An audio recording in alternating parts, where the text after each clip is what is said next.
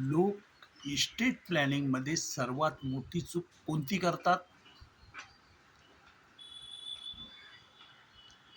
तुमच्याकडे शेकडो रुपये मालमत्ता नसली तरी इस्टेट प्लॅनिंग तुमच्यासाठी तितकीच महत्त्वाची आहे.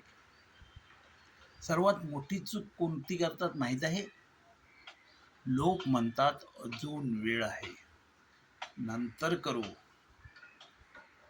पण आयुष्य कधी कोणासाठी थांबत नाही मित्र हो. नमस्कार मित्रांनो, मी ॲडव्होकेट दीपरत्नाकर सावंत. गेल्या 3 दिवसात आपण will, executor, estate protection, succession planning आणि इस्टेट प्लॅनिंग याबद्दल महत्त्वाच्या गोष्टी शिकलो. आज या बोनस व्हिडिओमध्ये मी तुम्हाला अशी एक चूक सांगणार आहे की जी टाळली तर तुमच्या भविष्यातील अनेक कौटुंबिक आणि कायदेशीर वाद टाळता येऊ शकतील. समजा एका व्यक्तीने एक फ्लॅट, काही फिक्स्ड डिपॉझिट्स, बँक खाते आणि थोडी शेती होती.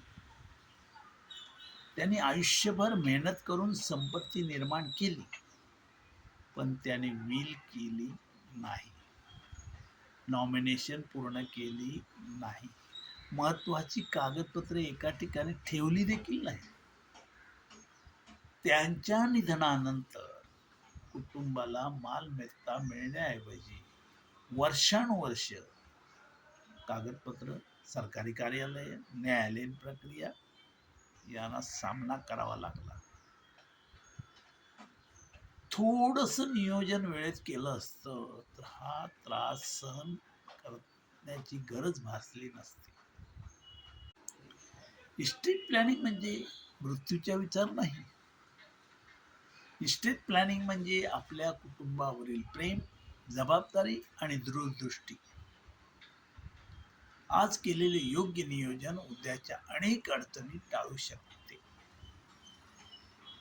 लक्षात ठेवा, संपत्ती निर्माण करणे महत्वाचे आहे, तसेच संपत्तीचं संरक्षण करणं देखील महत्वाचं आहे आणि योग्य व्यक्तीकडे ते सुरक्षितपणे पोहोचवण्याचं सर्वात महत्वाचं काम आहे. आज खालील 3 गोष्टी करा. 1 नंबर, तुमच्या सर्व मालमत्तेची यादी तयार करा. आजच करा बरं का. 2 नंबर, नॉमिनेशन आणि कागदपत्रांची पडताळणी करा. आजच करा. 3 नंबर, विल तयार करण्यासाठी तारीख निश्चित करा. ही 3 पावले तुमच्या कुटुंबाचा मोठा आधार ठरणार आहेत आणि मोठा फरक निर्माण करू शकतात. जर हा 3 दिवसाचा कोर्स सुखाला उपयुक्त वाटला असेल तर तुमच्या मित्रांना, नातेवाईकांना आणि कुटुंबियांना नक्कीच तो शेअर करा.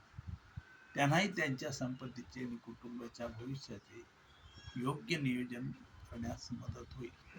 जर तुम्हाला personal estate planning, will drafting, asset protection, succession planning किंवा फॅमिली वेल प्लॅनिंग संदर्भात वैयक्तिक मार्गदर्शन हवे असेल तर माझ्या टीमशी संपर्क साधा. मी ॲडव्होकेट दीपरत्नाकर सावंत. आपण पुन्हा भेटूया एका नवीन उपयुक्त आणि कायदेशीर महत्त्वाच्या विषयासह. धन्यवाद. जय हिंद.